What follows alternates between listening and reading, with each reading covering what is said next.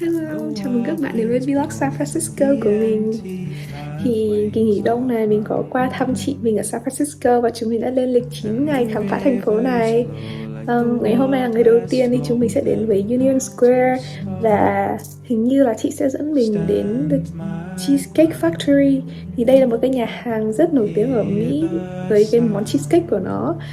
Đi cùng mình nhé, let's go!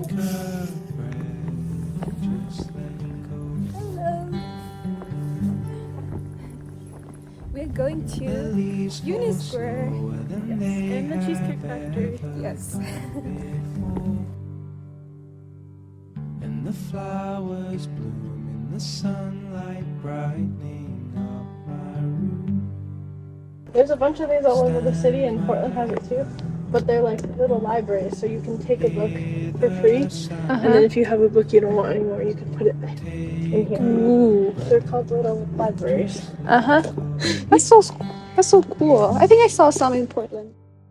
When the wild winds blow through the empty pathways of my mind, Đây là Castro, là khu vực mà chị and mình the sống nha. rivers flow like the world has told them not to stop.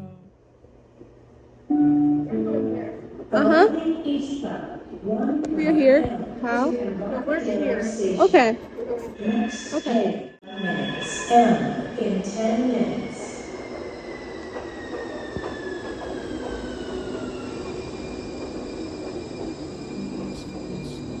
Than they have ever done before. And the flowers bloom in the Chúng mình đi tàu một chút xíu thôi mà đã đến Union Square rồi, khá là gần. Trời hôm nay hơi âm u nhưng mà lúc mình bước ra mình bị choáng ngợp luôn ý. Cái cây thông nó siêu to khổng lồ mà nó lấp lánh lấp lánh. Mình quay trên camera thì nó không có quay hết được cái vẻ đẹp của nó đâu.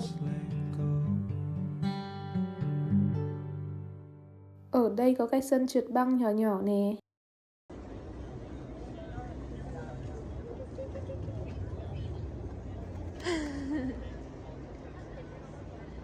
this way. Our son, I know.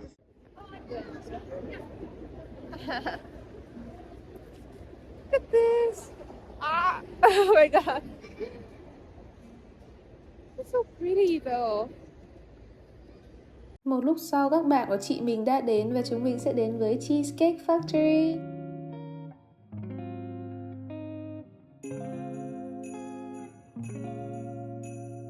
Các bạn đi nhà hàng này thì nhớ đặt bàn trước. Tại vì dù chúng mình đã đặt bàn trước rồi nhưng mà chúng mình vẫn phải đợi nha. Cách bày trí nhà hàng khá là thú vị nhưng mà mình không biết đây là phong cách gì.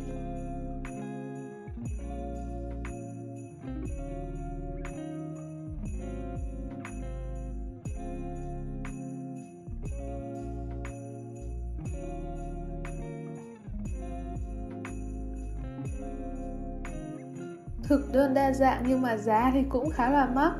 Và khẩu phần nó rất là lớn luôn. Nên là các chị có khuyên mình chỉ chọn lunch size hoặc là kids size thôi. Mình chọn carbonara và chị mình chọn cá hồi áp chảo hay sao ấy. Mời mọi người ăn cùng mình ạ.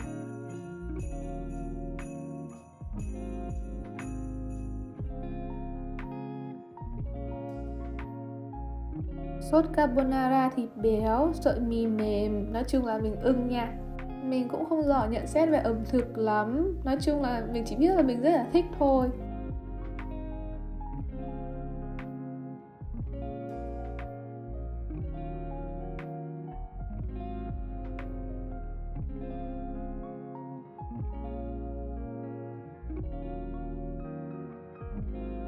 Được chị cho miếng khoai tây chiên khoái khoái.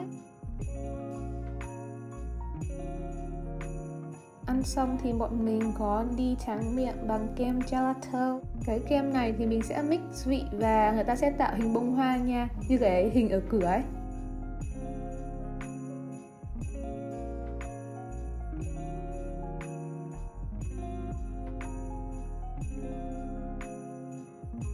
Và đây là chiếc kem của mình. Mình có mix vị mint, vị cà phê với cả vị dừa thì phải. Và mình có để một cái bánh macaron ở bên trên. Mỗi tội là sao kem của người khác đẹp mà kem của mình nó cứ méo méo siêu vẹo sao á. Đi một ngày dài như thế ai cũng mệt lắm rồi, bây giờ ai về nhà đấy thôi.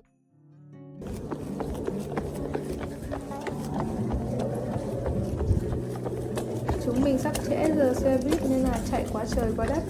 Lên được xe buýt rồi nha mọi người.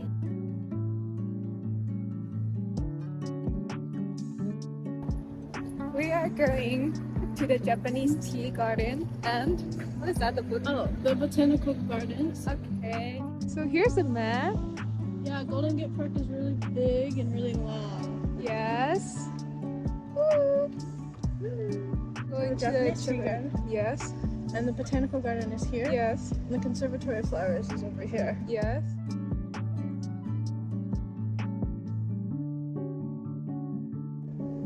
There's a coffee truck.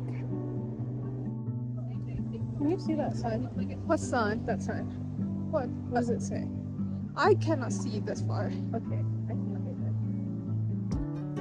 Oh, Japanese tea garden. It's across the street. Chúng mình đã đến Japanese Tea Garden rồi nè.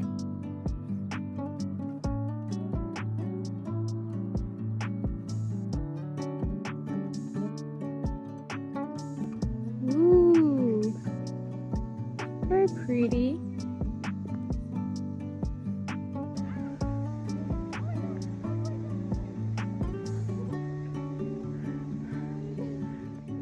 Cái cầu trông vậy mà dốc lắm luôn, xong nó không có bậc thang để bước đâu, mà nó chỉ có mấy cái thanh gỗ để mình đặt chân lên thôi.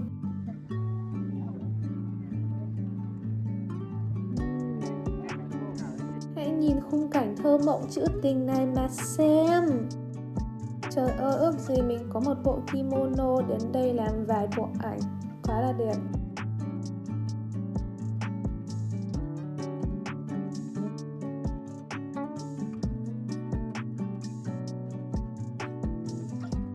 Chụp choẹt các kiểu xong thì mình có ghé vào cửa hàng đồ lưu niệm. Độ xinh tỷ lệ thuận với giá nên mình đã từ chối mua.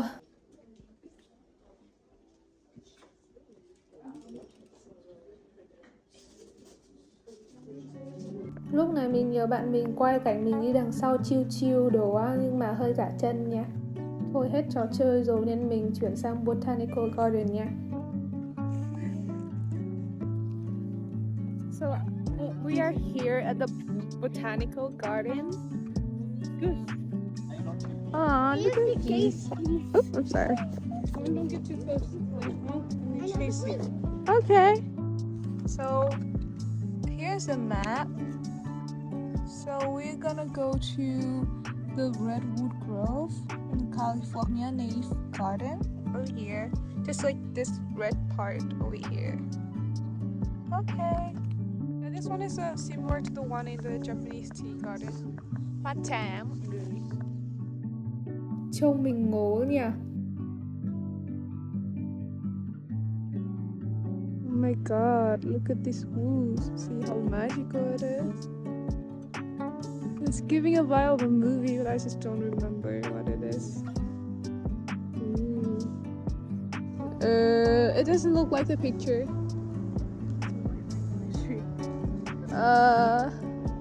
Okay, it has a little bit of flowers. I'm sorry. Come here, come here, come here, come here. Oh, do you want to hang out with me? Come here. Come here, come here. Come here with me. Can I sit down? Can I sit down with you? Can I? Come here, come here. Come here. Aww. Mình quên mất đang là mùa đông nên chả có hoa cỏ gì hết. Toàn cây à, mà cây nào cũng giống cây nào. Mấy cái vùng bảo khác nhau thôi mà mình thấy nó chả khác nhau chỗ nào luôn ý. Trời ơi, 11 đô của tôi. Tầm tối tối khi về nhà thì bọn mình có đi Costco. Đây là một cái siêu thị điển hình của Mỹ luôn ý. Mọi thứ đều được bán theo combo nên rất là rẻ. Nhưng mà mình thấy là mua nhiều quá về thì nó không hết hạn nếu mình ăn không hết thôi à, nên khá là lãng phí. Ê, Costco pizza nè, siêu ngon luôn ý.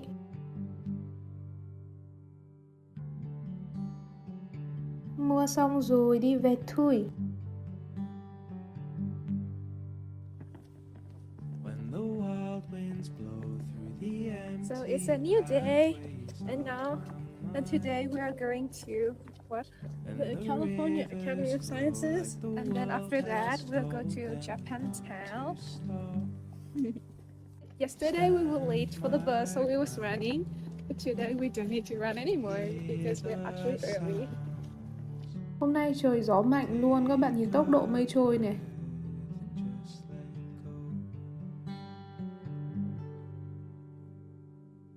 It's very windy. Cái xe buýt này mọi người ngồi trên nóc xe xong rồi nó chở mọi người đi vòng vòng thành phố á. Tụi mình đến nơi rồi, đoạn này mình quay hơn đất nét nên nó mờ mờ xíu. stand my ground. Hear the sound. Mấy con này là động vật thật á, nhưng mà chúng nó chết rồi nên là người ta làm cách nào đó để bảo quản chúng nó để trưng bày trong này. Một thứ chắc chắn phải thử khi đến Academy of Science đó chính là cái planetarium này. Trời ơi, hiệu ứng chuyển động siêu đỉnh như kiểu cái quả bóng ở Las Vegas ấy, nhưng mà size nhỏ hơn. Tụi mình xem 2 show và cái show ấn tượng nhất nói về cách các nguyên tử được hình thành, có nguồn năng lượng trong vũ trụ cũng như là các vụ nổ nó hình thành như thế nào ý. Supernova. Welcome to Morrison Planetarium. Feel free to sit anywhere you like and ensure you take out everything you brought in. Please exit at the top of the stairs. Chúng mình đã dành gần 2 tiếng đồng hồ chỉ ngồi xem những cái show này. Và bây giờ chúng mình sẽ đi xem rừng mưa nhiệt đới và thủy cung.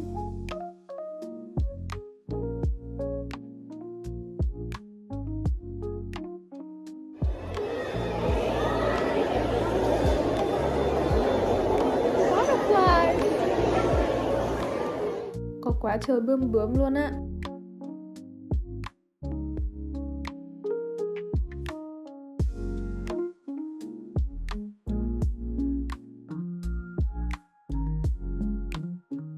Cái rừng mưa nhiệt đới này cũng chả có gì lắm, tại ở Việt Nam chúng mình thấy rất là nhiều rồi.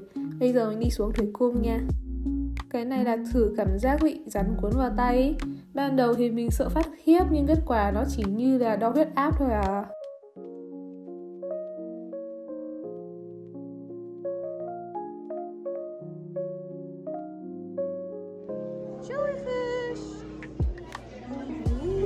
Ngày xưa mình đi tắm biển bị con này đốt nè, đau quá trời luôn.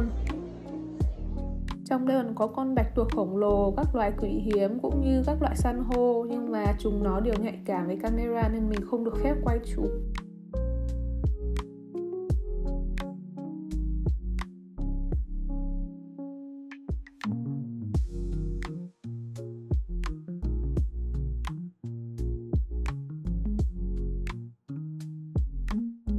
Sau khi chơi chán chê ở thủy cung thì chúng mình đã đi trải nghiệm động đất. Chúng mình sẽ trải nghiệm 2 trận động đất lớn nhất ở San Francisco vào năm 1906 và 1989. You just felt a sense of what people experienced during the Loma Prieta earthquake. The shaking lasted 15 seconds. The Bay Bridge and roadways collapsed as buildings fell and neighborhoods crumbled. At 5:12 a.m., the city began to wake as the shaking began.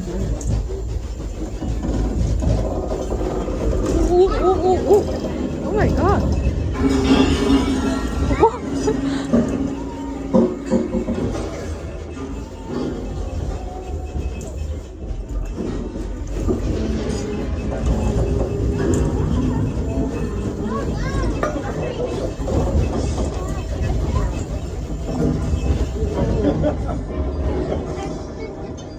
The shaking lasted 90 seconds, 3 times longer than what you just experienced. After the shaking stopped, a massive fire broke out, burning 28,000 buildings to the ground. including the original Academy building located downtown. While earthquakes can be devastating forces, they will always be part. Vì trải nghiệm ở đây quá đáng nhớ nên mình đã mua chiếc vòng cổ con rùa này làm quà lưu niệm. Mình rất mừng vì bạn mình là member của Academy of Sciences nên chúng mình đã không phải trả tiền. Còn nếu mình phải trả tiền thì mình sẽ phải trả tầm 39 đô. Đây là một cái giá rất là mắc, nhưng mình nghĩ là đối với những cái trải nghiệm mình có ở trong đó thì cái mức giá này là xứng đáng ý.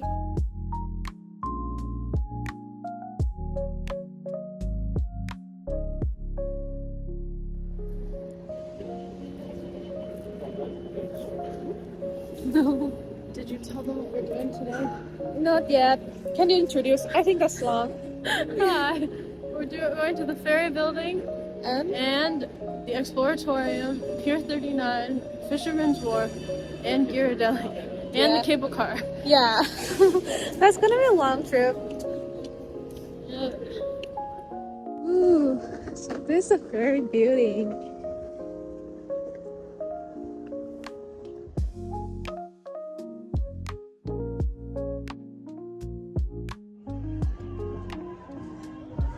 Thank you.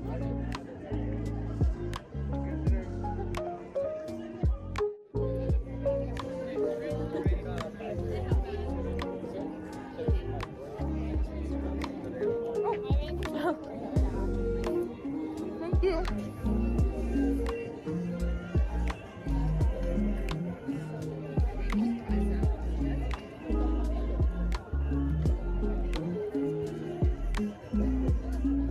You want orange or not? Những sản phẩm trong chợ ở đây thì đều tươi và đến trực tiếp từ người nông dân, giống như các phiên chợ ở Bình Thủy.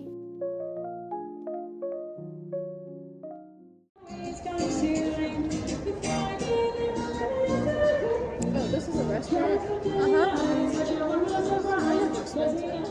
Trong tòa Ferry Building này thì có đủ các loại hàng quán luôn.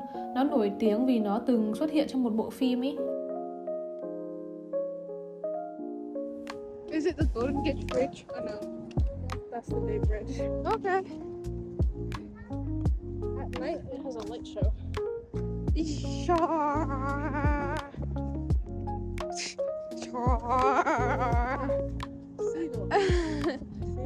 Seagulls.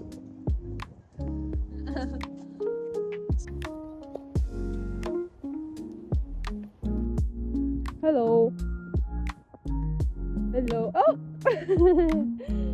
He went away. Exploratorium.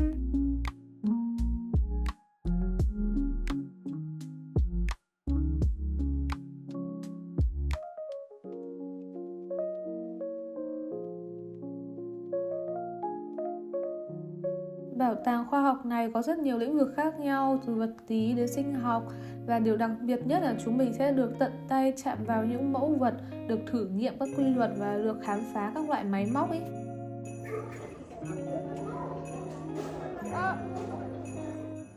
Mình vô cứ nghịch nghịch linh tinh thôi à, chứ mình cũng không hiểu gì lắm. Với cả ở đây có siêu nhiều trẻ con ấy.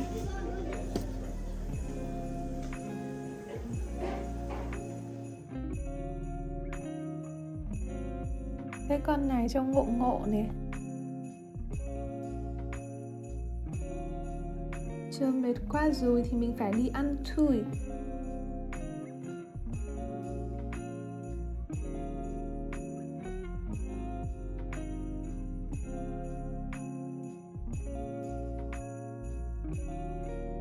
Trông ngon chưa, ngon chưa?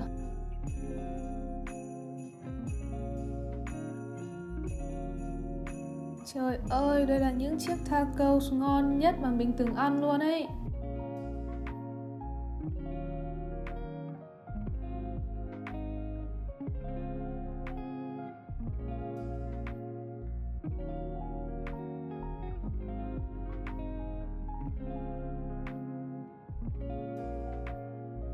Đây là cá chiên mà chị mình order.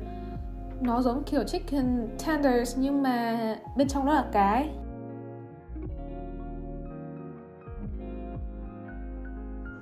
Am I following you?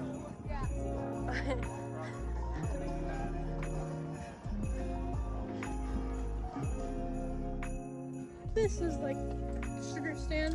There's churros, cotton candy, chips, pretzels, soda, popcorn, kettle corn. The place is very crowded.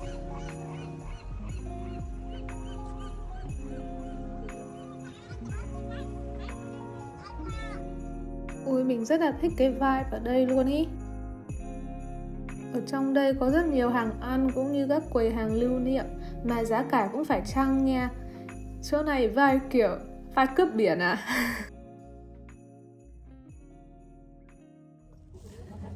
Oh my god. Look at these.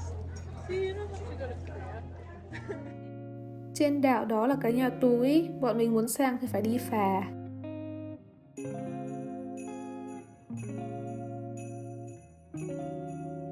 Đi ngắm hải cẩu với mình nhá.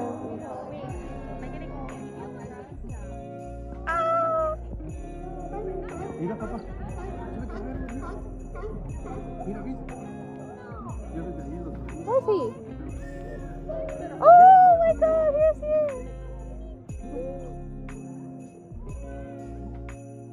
Đây là Thoan mỗi ngày. He's chilling his life.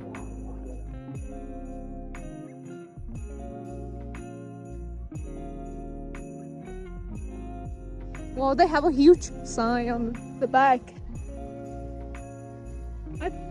Well, this whole thing is called Ghirardelli Square.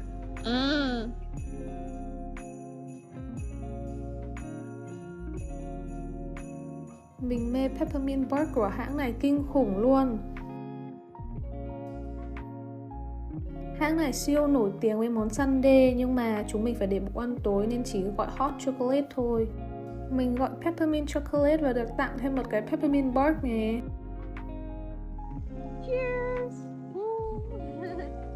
Mình chưa bao giờ là fan của hot chocolate tại vì nó siêu đặc, nó siêu ngọt ý. Mình nghĩ các bạn nên gọi sundae thì hơn.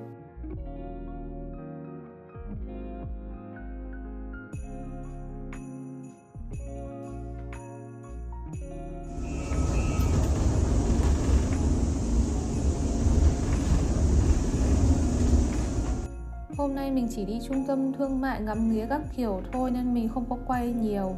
Mình có quay mỗi cái bé robot làm cà phê này thôi, chứ còn đâu là mình chỉ đi ăn lẩu xong đi về ấy.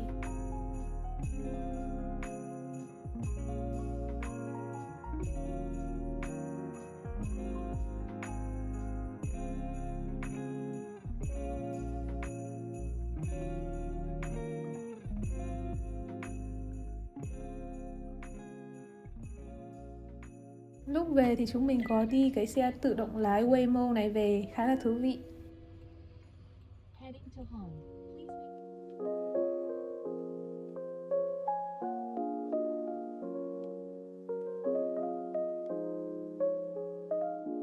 Ngày thứ 6 mình chỉ đi thăm một người bạn ở Đại học Stanford thôi nên mình không quay chụp một cái gì cả. Vậy hãy chuyển sang ngày thứ 7 của mình luôn, cùng mình đi thăm Mill Woods cũng như là đến Calistoga.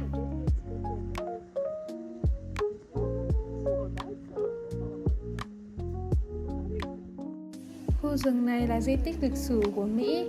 Cảm giác hòa mình vào thiên nhiên thực sự rất là thoải mái.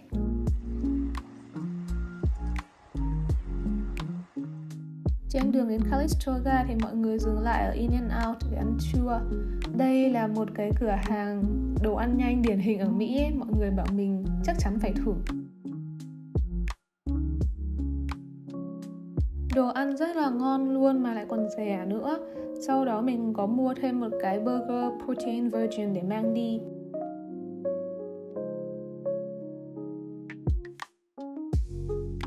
Đi được một đoạn thì các chị lại dừng lại để mua cho mình cái cà phê này.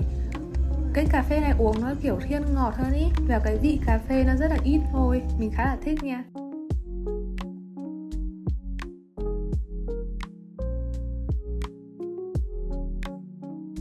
Chúng mình đến Calistoga rồi.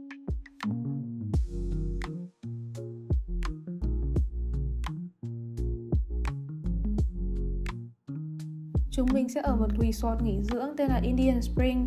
Chúng mình đang đợi để check-in vào.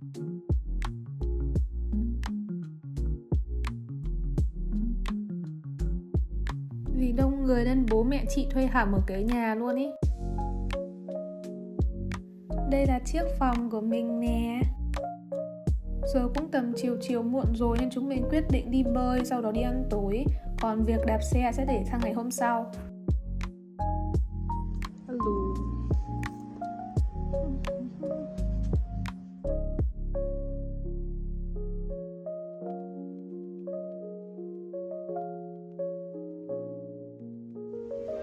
Trông đẹp chưa? Mà cái hồ này nước rất là ấm luôn. You want just go here?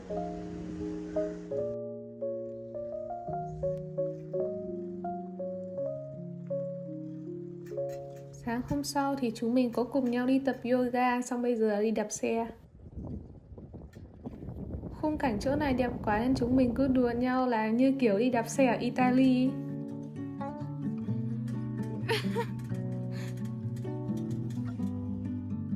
Giờ chúng mình đang ngồi ở phòng chờ. Mình đăng ký massage CBD, còn các chị mình có người thì làm mặt, có người thì sẽ tắm bùn ý. Trời ơi, cái massage nó thoải mái lắm luôn ý. Massage xong mà da mặt mình nó cũng hồng hào cả lên luôn.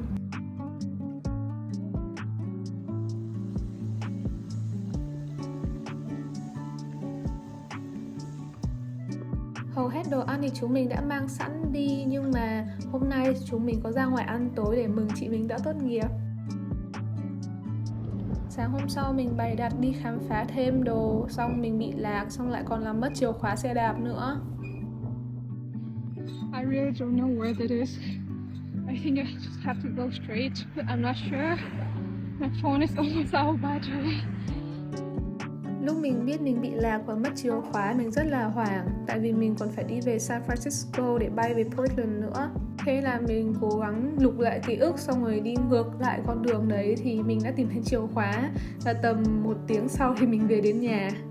May mắn quá là mình vẫn còn về để kịp giờ bay. Mình đã đến sân bay rồi và vlog San Francisco của mình sẽ kết thúc tại đây. Cảm ơn mọi người đã xem video của mình ạ.